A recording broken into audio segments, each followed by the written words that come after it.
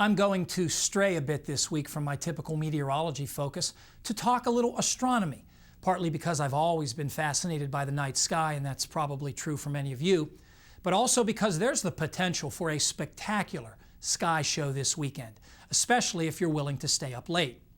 I'm talking about the Perseids, one of the best known and most dependable of all meteor showers.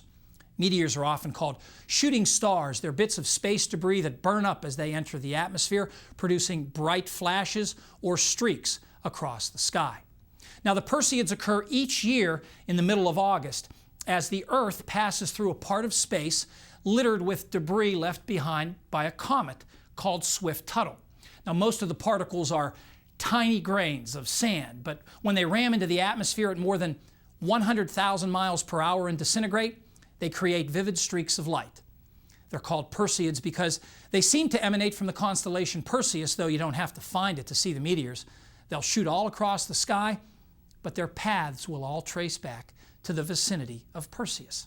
Now, the Perseids have actually started already, but the peak is this weekend, beginning Sunday evening between 9 and 10 as Perseus rises in the northeast. This is the time to see meteors called earth grazers that approach from the horizon and skim the sky overhead like stones skipping on a pond. There may only be a few per hour, but they're long and colorful and some of the most beautiful. But as the night deepens, Perseus will climb higher in the sky and the meteor rate will increase. And in the wee hours of Monday morning, you may see 50 or more per hour. Also, there's a new moon this weekend, so the night sky will be very dark.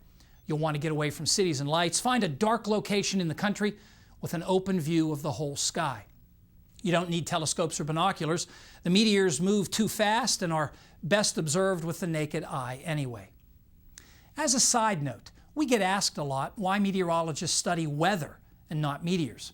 Well, the term meteor comes from the ancient Greek meteoron, which means object in the sky.